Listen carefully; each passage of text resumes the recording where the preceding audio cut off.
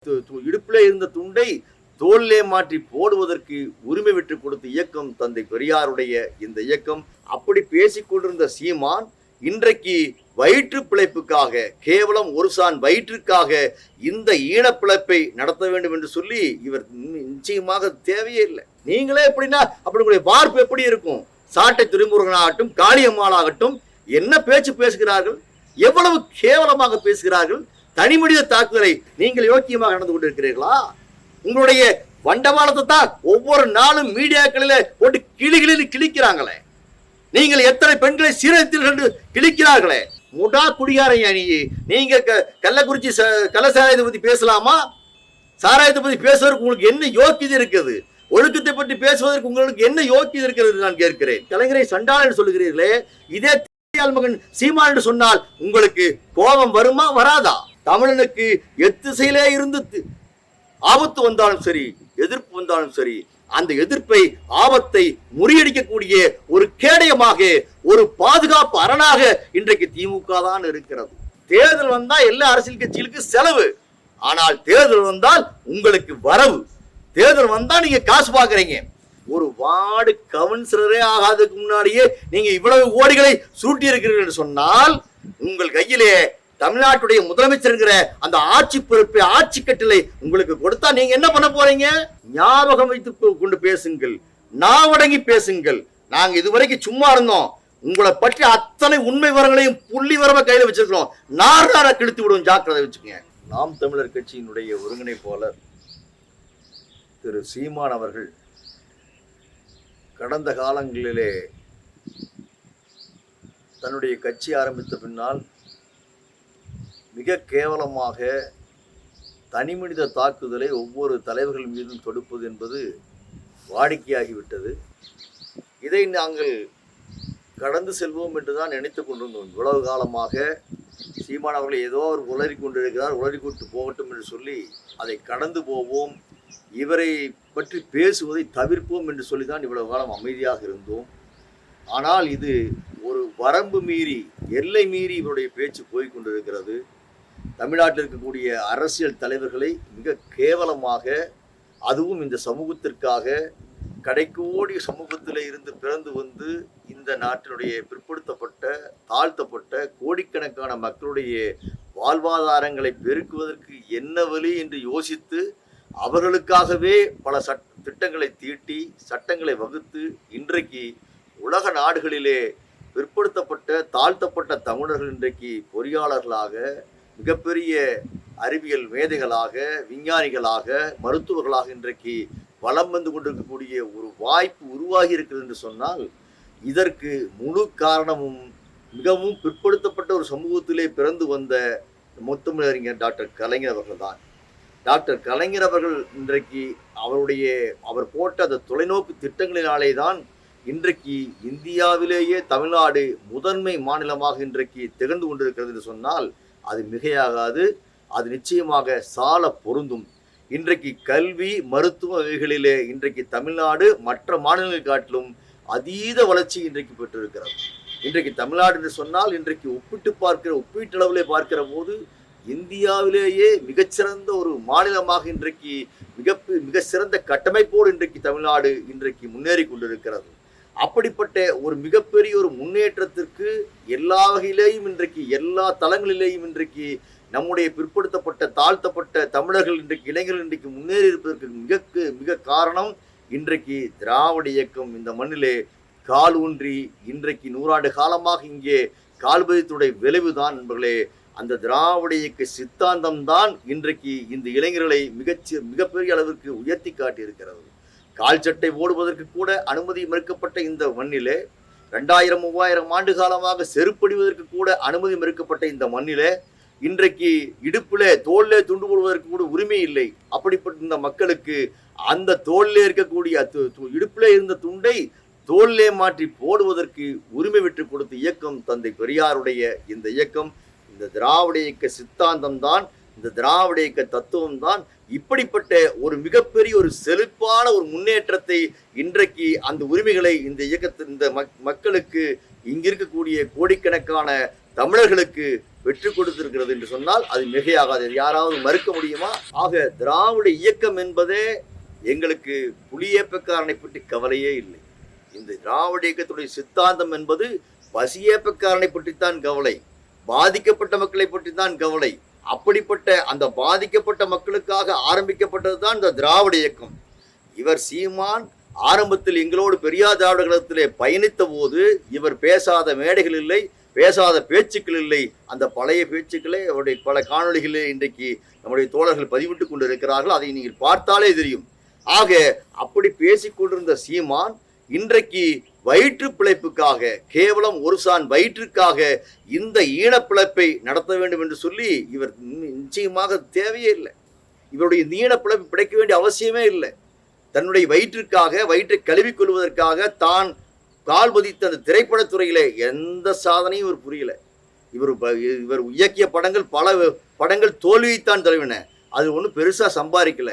ஆகவே தனக்கு ஒரு விளம்பரம் தேவை, தனக்கு ஒரு புகழ் வெளிச்சம் தேவை என்பதற்காக திராவிட இயக்கத்தை பயன்படுத்தி எங்களுடைய அன்றைய பெரியார் திராவிட கழகமாக இருந்த எங்களுடைய அமைப்பிலே எங்களோடு பயணித்து பல மேடைகளிலே பேசி சீமான் என்கிற அந்த தனி நபர், அடையாளம் தெரியாத, முகம் தெரியாத அந்த நபர், அவரை வெட்ட வெளிச்சமாக்கியது, அடையாளப்படுத்தியது எங்களுடைய இந்த திராவிட இயக்கம்தான், பெரியார் திராவிடம் தான் இவரை அடையாளப்படுத்தியது.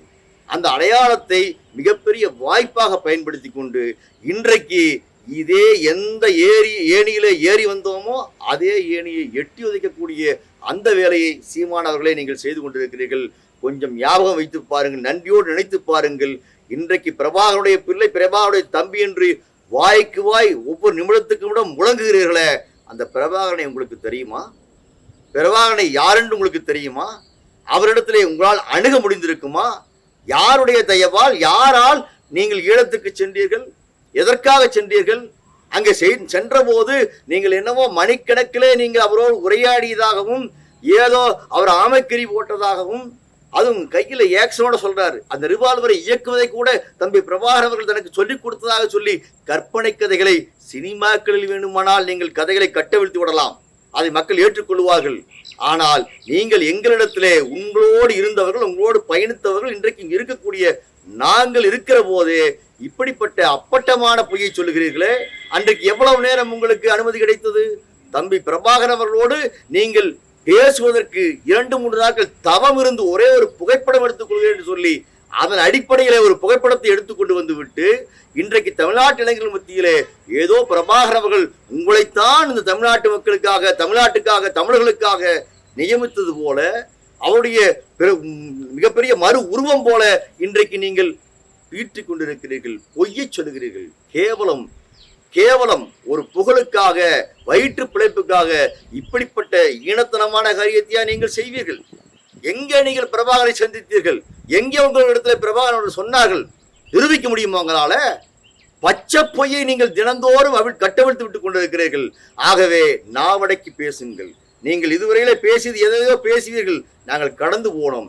ஆனால் இன்றைக்கு ஒப்பாரும் மிக்காரும் இல்லாத இன்றைக்கு தமிழ்நாட்டுடைய தலைவிதியை மாற்றி அமைத்த தலைவர்களிலே முத்தான ஒரு தலைவராக முத்தமிழர் கலைஞர் அவர்கள் இன்றைக்கு இருக்கிறார்கள். அப்படிப்பட்ட தமிழருக்கு அதனுடைய முத்தமிழறிஞர் கலைஞர் அவர்களாலே இன்றைக்கு தமிழ்நாட்டிலே ஏற்படுத்தப்பட்டிருக்கக்கூடிய எவ்வளவு பெரிய நலத்திட்டங்கள், இன்றைக்கு குடிநீர் வடிகால் வரியுமாகட்டும், இன்றைக்கு எந்த திட்டமாகட்டும், பெரியார் சமத்துவமாகட்டும், இன்றைக்கு ரிக்ஷா வண்டி, கைவண்டியை ஒழித்து விட்டு அங்கே ஆட்டோ ரிக்ஷாவை கொண்டு வந்த அந்த மனிதநேயத்தோடு கொண்டு வந்த திட்டமாகட்டும், சொல்லிக்கொண்டே போகலாம். இலவச மின்சார திட்டமாகட்டும், இலவச வீட்டுமனை திட்டமாகட்டும், குடிசைகளை மாற்றிவிட்டு காங்கிரீட் வீடுகளாக மாற்றி கொடுத்த அந்த திட்டமாகட்டும், எந்த திட்டமாக இருந்தாலும் சரி, இன்றைக்கு மகளிருக்கு சொத்திலே பங்கு, இன்றைக்கு மகளிருக்கான கல்வி இருக்கக்கூடிய உரிமை தந்தை பெரியார்களால் சொன்னார்கள். அடுப்போது பெண்களுக்கு படிப்பதற்கு என்று இருந்த அந்த நிலையை மாற்றுங்கள், பெண்களிடத்தில் இருக்கக்கூடிய கரண்டியை பிடுங்கி எறிந்து விட்டு அவர்களுக்கு புத்தகத்தை கொடுங்கள் என்று சொன்னவர் பெரியார். சொன்னது திராவிட இயக்க சித்தாந்தம். மனுசாஸ்திரம், மனுதர்மம் அதைத்தானே சொல்லுகிறது, மனுசாஸ்திரம் அதைத்தானே சொல்லுது. இன்றைக்கு பிரதமர் மோடி கொண்டு வந்திருக்கக்கூடிய அந்த திட்டமும் அப்படித்தானே. அப்பன் தொழிலை மகன் செய்ய வேண்டும் என்று சொல்கிற அந்த திட்டத்தானே இந்த பிஜேபி அரசாங்கம் கொண்டு வந்திருக்கிறது. ஆக நீங்கள் யாரை திருப்திப்படுத்துவ, யாரை நீங்கள் மகிழ்ச்சி அடைய வைக்க நீங்கள் இந்த வேலையை செய்யறீங்க? பிஜேபி RSS உடைய கொள்கை என்னவோ அந்த கொள்கையை மறு வடிவத்திலே நீங்கள் இங்கே திணிக்கிறீர்கள். ஆடு மாடு மேய்க்க போக சொல்லுகிறீர்களே, திராவிட இயக்கம் சொல்லுகிறது எல்லோரையும் மருத்துவர்களாக ஆக்குங்கள், எல்லோரும் பொறியாளர்களாக ஆகுங்கள், எல்லோரும் விஞ்ஞானிகளாக மாறுங்கள் என்று சொல்லி இங்கே சொல்லிக் கொண்டிருக்கக்கூடிய அந்த தத்துவத்தை பறைசாற்றி அதிலே நடைமுறைப்படுத்தி வெற்றியும் கண்டிருக்கிறது திராவிட இயக்கம். நன்றாக கவனித்துக் கொள்ளுங்கள்.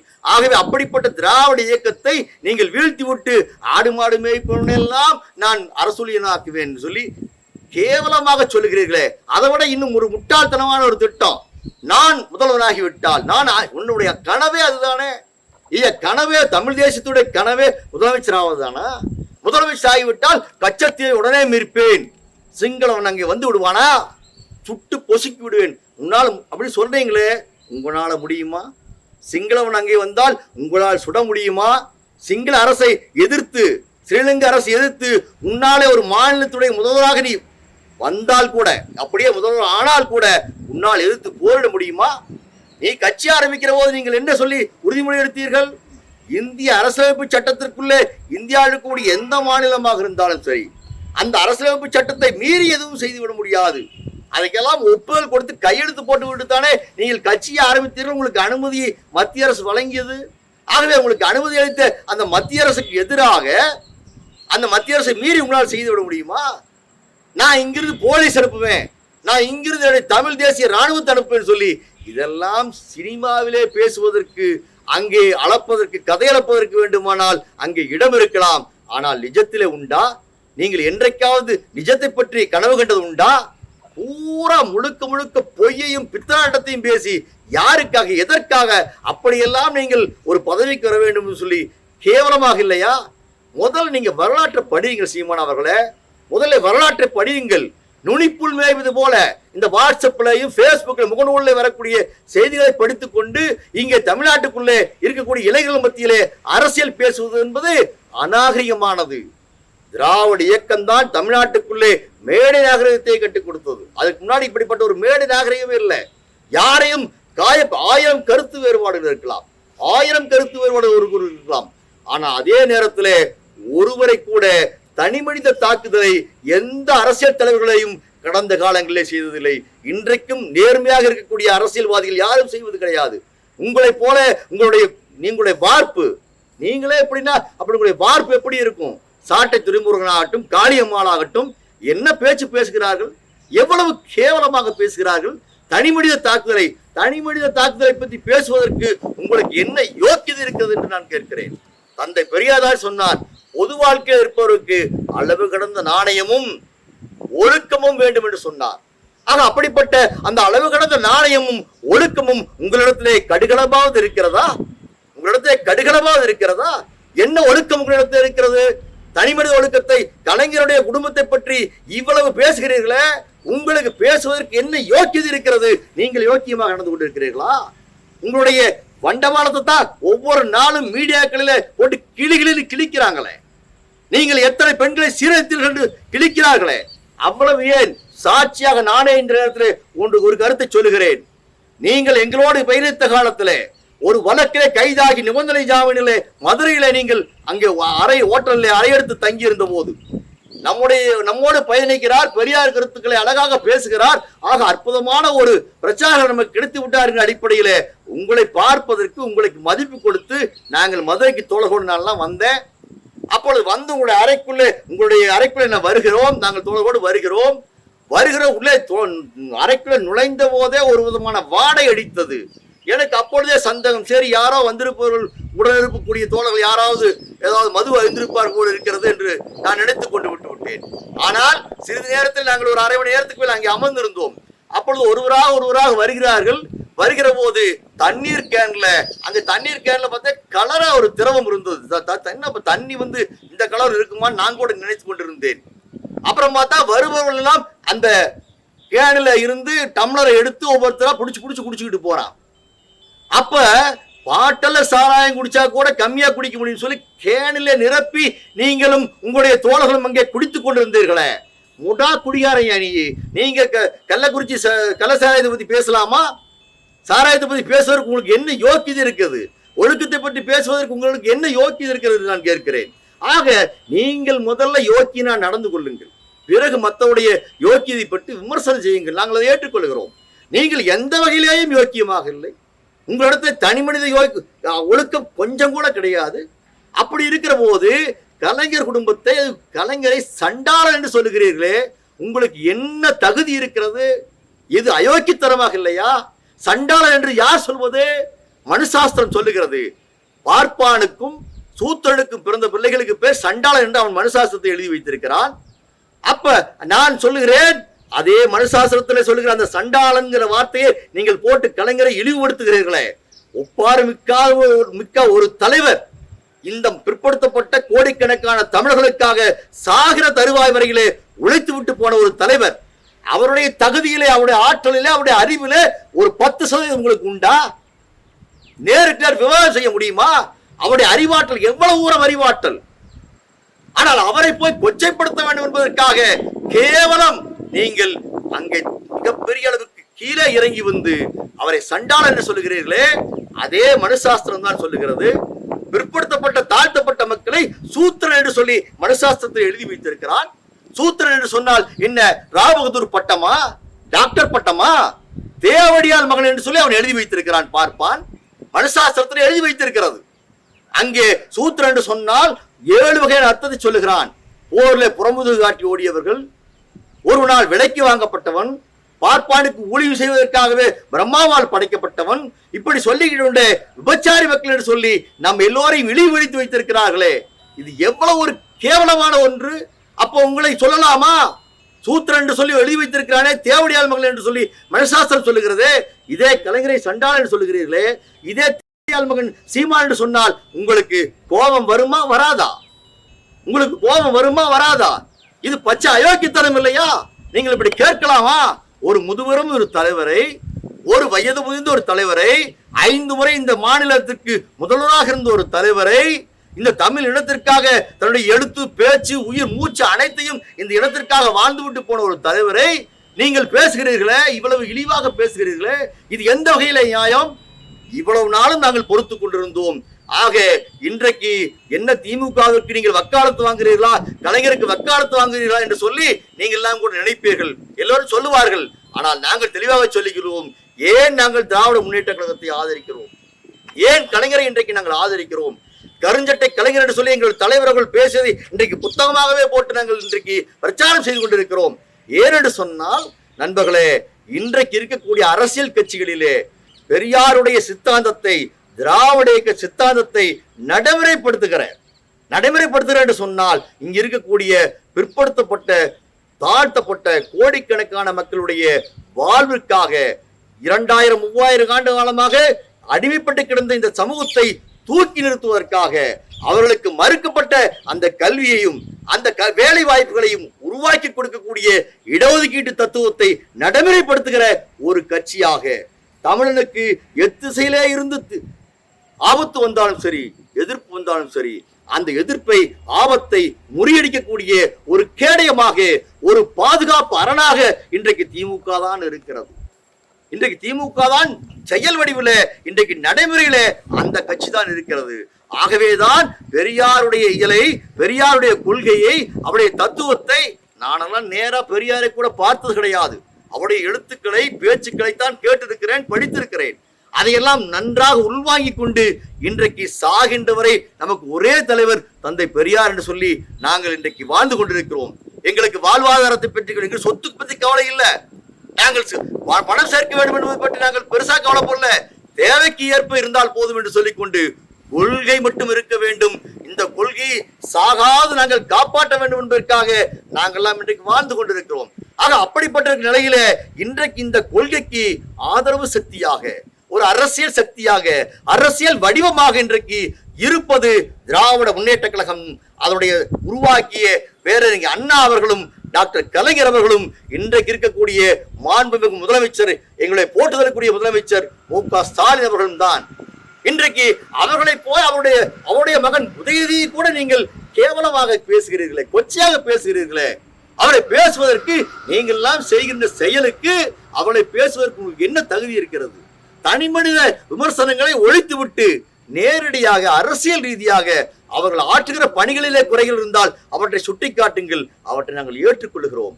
ஆனால் தனிப்பட்ட முறையிலே அவரை கீழ்மைப்படுத்துவதற்காக, அவர்களை கேவலப்படுத்துவதற்காக மாட்டான் இடத்திலே திமுகவுக்கு எதிராக எந்தெந்த கட்சி இருக்கிறதோ அவர்களிடத்தெல்லாம் நீங்கள் காசு வாங்கி கொண்டு கூலிக்கு மாரடித்துக் கொண்டிருக்காதீர்கள். இது கேவலமாக இல்லையா? தேர்தல் வந்தா எல்லா அரசியல் கட்சிகளுக்கு செலவு, ஆனால் தேர்தல் வந்தால் உங்களுக்கு வரவு. தேர்தல் வந்தா நீங்க காசு பாக்குறீங்க.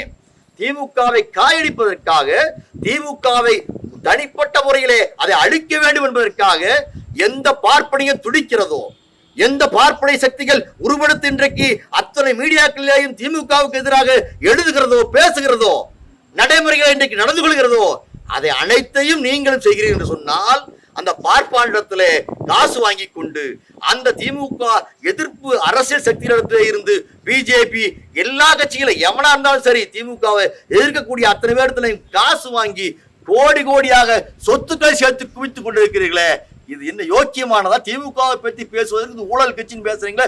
என்ன யோக்கியது இருக்குன்னு நான் கேட்கிறேன். உங்களுக்கு திமுகவை பத்தி பேசுவதற்கு உங்களுக்கு என்ன அருகதை இருக்கிறது? நீங்க ஒரு வார்டு கவுன்சிலரா கூட ஆகல இன்னும். அதற்குள்ளேயே மீடியாக்கள் வருது, உங்களுடைய சொத்து பட்டியல் போடுறாங்க.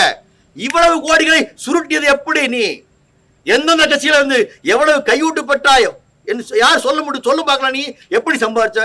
திரைப்படத்துறையில நீங்கள் சம்பாதித்து விட்டீர்களா? அவ்வளவு பெரிய நீங்கள் திரைப்பட கதாசிரியரா?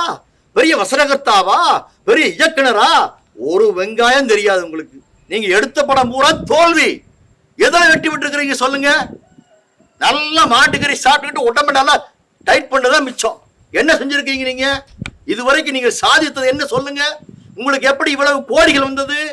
வாடகையை கொடுக்க துப்பு இல்லாம அந்த வீட்டுக்காரருடைய பெரியவரை அவ்வளவு கொடுமைக்கு உள்ளாக்குனீங்க. இன்றைக்கு சொந்தத்துல இவ்வளவு பெரிய வீடு எப்படி வந்துச்சு? இவ்வளவு பெரிய சொத்துக்கள் எப்படி குவிச்சீங்க? ஒரு வார்டு கவுன்சிலரே ஆகாததுக்கு முன்னாடியே நீங்க இவ்வளவு கோடிகளை சுருட்டி இருக்கிறீர்கள் சொன்னால் உங்கள் கையிலே தமிழ்நாட்டுடைய முதலமைச்சர் அந்த ஆட்சி பொறுப்பு, ஆட்சி கட்டளை உங்களுக்கு கொடுத்தா நீங்க என்ன பண்ண போறீங்க? நீங்க என்னமோ இந்த சொல்லுவாங்க பழமொழி கிராமத்துல, யோக்கியம் வர சொம்படுத்துள்ளவங்கன்னு சொன்ன மாதிரி நீங்க போய் வேலையில பேசுறீங்க.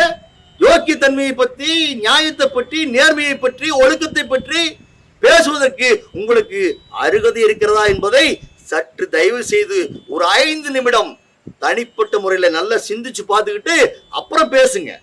முதல் உங்களை நீங்கள் தகுதியுள்ளவனாக மாற்றிக்கொள்ளுங்கள். முதல்ல வரலாற்றை படிங்க, நுனிப்புள் மேயாதீங்க. தண்ணியை போட்டுக்கிட்டு எந்நேரம் பாரு இந்த வாட்ஸ்அப்பும் ஃபேஸ்புக்கும் பார்த்து கூட இருக்கிற 10 கைத்தடிக்க சொல்றதை கேட்டுக்கிட்டு நீங்க பேசக்கூடாது. இதெல்லாம் பேசினா இந்த மக்களிடத்து எடுபடாது. தமிழ்நாட்டு மக்கள் ஏமாளிகள் அல்ல, தமிழ்நாட்டு மக்கள் முட்டாள்கள் அல்ல. மிக தெளிவாக அரசியலை உன்னிப்பாக கவனிக்கக்கூடியவர்கள்.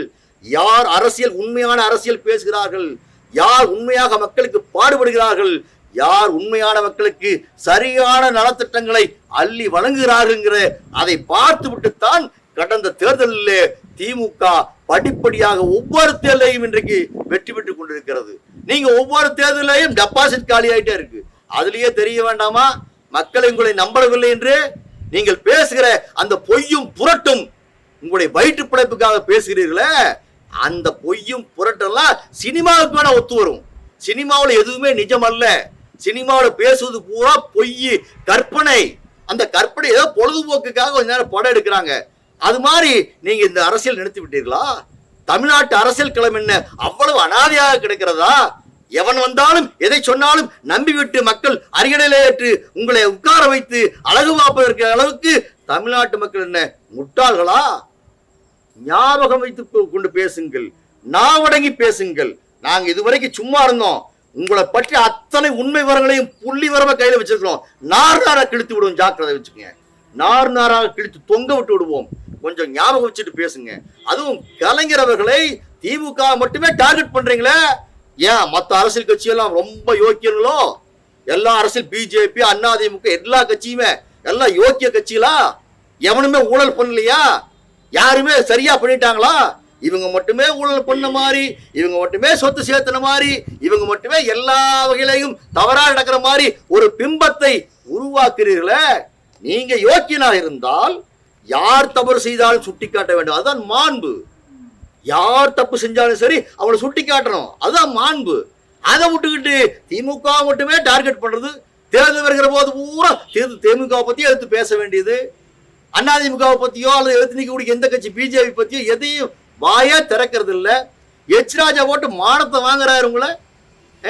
எச் ராஜா, RSS எச் ராஜா போட்டு கிளிகளின்னு கிழிக்கிறாரு. அதுக்கு வாய் பேச துப்பு இல்ல. என்ன கொடுமை இது! இவ்வளவு கேவலமாக அரசியல் நடத்த வேண்டாம். நான் என்ன சொல்றேன், ஒரு பண்பான அரசியல் நடத்துங்கள், ஒரு மாண்பான அரசியலை கற்பீங்கள், மக்களுக்கு அரசியலை சொல்லுங்கள், நல்ல வரலாற்று படிச்சுக்கிட்டு வாங்க. நீங்க சும்மா பேசுறது பூரா இந்த பேருக்கு ஒன்று ரெண்டு பேரை தெரிஞ்சுக்கிட்டு சேகுமாராங்கிறது, அவங்கிறது, புரட்சியாளர்கள் பேரை பூரா சொல்லிக்கிட்டு இவர் வெறும் புரட்சியாளர் மாதிரி நீங்க வேஷம் போடாதீங்க. சினிமாவுக்கு வேணா அது கரெக்டா இருக்கும். நிஜ வாழ்க்கைக்கு தம்பி சீமானவர்களே அது நிச்சயமாக ஒத்து வராது. ஒருபோதும் நீங்கள் ஆடுகிற ஓடுகிற அந்த வேஷத்தை, நாடகத்தை நாங்கள் இனிமேலும் அனுமதிக்க மாட்டோம். நாங்கள் தெளிவா முடிவு பண்ணிட்டோம். எங்களுடைய பொதுச்செயலாளர்களை நேற்றுக்கு பேட்டி கொடுத்துட்டார். இனிமேலும் நாங்கள் பொறுத்திருக்க மாட்டோம் சொல்லி எங்களுடைய பொதுச்செயலாளர் சொல்லிவிட்டார். இனிமேலும் நாங்கள் பொறுத்திருக்க மாட்டோம். ஏன்னா நாங்க உண்மையான பெரியார் கொள்கையை கையில் எடுத்துக்கொண்டு நெஞ்சில ஏந்தி கொண்டு சாகர வரையில் அந்த கொள்கையை சொல்வதற்காக இங்கே வாழ்ந்து கொண்டிருக்கக்கூடிய களப்போராளிகள். நாங்க அதை வேடிக்கை பார்த்துக்கிட்டு சும்மா கடந்து போயிருவோம் நீங்க நினைச்சிட்டு கனவு கண்டுகிட்டு இவ்வளவு நாள் பேசிட்டு இருந்தீங்க. நாங்களாம் அதை பேசாம விட்டுட்டோம். சரி, ஓரளவுக்கு போய் தொலைட்டு விட்டோம். ஆனால் இன்றைக்கு இப்படி பேசுகிறீர்களே, இன்றைக்கு உங்களுக்கு என்ன அருகதை இருக்கிறது? ஒரு கவுன்சிலருக்கு கூட வரல, இவ்வளவு கோடி சேர்த்துறீங்க. ஆனா இன்றைக்கு எங்களுடைய கழகத்துடைய தலைவர் இருக்கிற சொத்தை பூரா வித்து விட்டாரு. கையில் அவருக்கு கார் வாங்கிக்கின்னு சொல்லி தோழர்கள் வசூல் செய்து கொடுத்த பணத்தை கூட மாநாட்டுக்கு பணம் பத்தணும்னு அந்த காசை நீங்க அப்படியே மாநாடு செலவுக்கு வச்சுக்கன்னு சொல்லிட்டு போந்திருக்கார். குடியரசு பத்திரிகை வெளியிட்ட போது, பெரியாருடைய அந்த எழுத்தும் பேச்சையும் குடியரசாக வெளியிட்ட போது அந்த பணம் அச்சிடுவதற்கு எங்களிடத்தில் காசு இல்லை. தலைவர்கள் பார்த்தார், தன்னுடைய சொந்த வீட்டை விற்று அந்த குடியரசை வெளிக்கொண்டு வந்தார். இதுதான் பெரியார் தொண்டர்கள், பெரியாருடைய இயக்கம், திராவிட இயக்கத்தினுடைய வரலாறு. புரிஞ்சுக்குங்க. நீங்க நாங்க எங்களுடைய சொந்த காசை, நாங்கள் சம்பாதிக்கிற காசுல இன்றைக்கும் நாங்கள் ஒரு பகுதியை ஒதுக்கி இந்த இயக்கத்திற்காக, இந்த கொள்கைக்காக, இந்த பிற்படுத்தப்பட்ட தாழ்த்தப்பட்ட மக்களுக்கு எந்த ஜாதியை காட்டி இந்த மக்களை இவ்வளவு ஆண்டு காலம் இழிவுபடுத்தி வைத்திருக்கிறார்களோ, உரிமை மறுத்து வைத்திருக்கிறார்களோ, உரிமை தர மறுக்கிறார்களோ, அவர்களுக்காக பாடுபடுவது, அந்த விளிம்புநிலை மக்களுக்காக பாடுபடுவதுதான் எங்களுடைய லட்சியமாக நாங்கள் நெஞ்சிலே ஏந்தி கொண்டு இன்றைக்கு செய்து கொண்டிருக்கிறோம். ஆகவே இந்த திராவிட இயக்கத்தை கொச்சைப்படுத்துவது என்று நினைப்பதோ அல்லது இதை பற்றி விமர்சனம் செய்வதோ, அல்லது நீங்கள் முழுக்க முழுக்க இந்த திராவிட இயக்கத்தினுடைய அரசியல் பிரிவாக இன்றைக்கு இருக்கக்கூடிய திராவிட முன்னேற்ற கழகத்தை காயடிக்க நீங்கள் நினைத்தால் ஏமாந்து போவீர்கள். மிஸ்டர் சீமான் அவர்களே, ஏமாந்து போய்விடுவீர்கள். நாங்கள் இனி தெருவுக்கு தெருவு, வீட்டுக்கு வீடு உங்களை பற்றி அம்பலப்படுத்துவோம். விஜயலட்சுமி பேசினாலாம் அது மீடியாக்கள் மட்டும்தான் போகுது, வீட்டுக்கு வீடு போகாது. ஆனால் நாங்கள் தெருவில் என்று பேசக்கூடியவர்கள், ஞாபகம் வச்சுக்கோங்க. வீட்டுக்கு வீடு போய் பேச வச்சுக்கோங்க, ஞாபகம் வச்சுக்கோங்க. நீங்கள் தனி மனித வாழ்க்கை பற்றி, மற்றவர்களை பற்றி, திமுகவை பற்றியோ மற்ற யாரை பற்றியா இருந்தாலும் சரி, அன்பான எச்சரிக்கையாக உங்களுக்கு சொல்லுகிறேன். தயவு செய்து சீமான் அவர்களே, இதோடு நிறுத்திக் கொள்ளுங்கள். நீங்கள் தொடர்ந்தால் நிச்சயமாக தமிழ்நாட்டு வீதிகளிலே உங்களை பற்றி முழு விவரத்தையும் நாங்கள் என்பதை அம்பலப்படுத்துவோம். ஞாபகத்தை வச்சுக் கொள்ளுங்க. தமிழ் தமிழ் மூச்சுக்கு மூச்சு தமிழ் தமிழ்னு பேசுறீங்களே, தமிழன் தமிழன்கிறீங்களே, தமிழன்ல கூட தமிழுடைய பிறப்புல நீங்க எல்லாம் ஃபில்டர் பண்றீங்க. என்னையா கொடுமை! அப்புறம் நீங்க கல்யாணம் பண்ணிருக்கீங்களா, திருமணம் பண்ணிருக்கீங்களா? அந்த சகோதரி யாருடைய பொண்ணு? படிக்க வச்சேன், தமிழ் வழியில படிக்க வச்சேன். நீ எந்த வழியில படிக்க வைக்கிற? இதான் உன்னுடைய தமிழ் மொழிக்காக நான் பெருசா பேசுறீங்களா? நான் தான் தமிழ், சுத்த தமிழன். யாரையா சர்டிஃபிகேட் கொடுக்கறது உங்களுக்கு? சுத்த தமிழனுக்கு என்னைய யாரால சர்டிஃபிகேட் கொடுக்க முடியுமா? எல்லாமே விட்டாத்தனம். நீங்கள் பேசுவது எல்லாம் கற்பனைக்கு வேண்டுமானால் சரியா இருக்கலாம், நிஜ வாழ்க்கையிலே சரியாக இருக்குமா? எச்சரிக்கிறோம், சரியாக நடந்து கொள்ளுங்கள். தனி மனித விமர்சனத்தை தவிர்த்து தனி மனித ஒழுக்கத்தை பற்றி நீங்கள் உங்களை நம்பி பல பேர் வருவாங்க. அதை விட்டுவிட்டு இப்படியெல்லாம் செய்து கொண்டிருந்தால், அதுவும் திராவிட இயக்கத்தை பற்றி நீங்கள் விமர்சனம் செய்தால் உங்களை தமிழ்நாட்டில் ஓட ஓட விரட்டுவோம் என்பதை மட்டும் சொல்லி முடிக்கிறேன். நன்றி, வணக்கம்.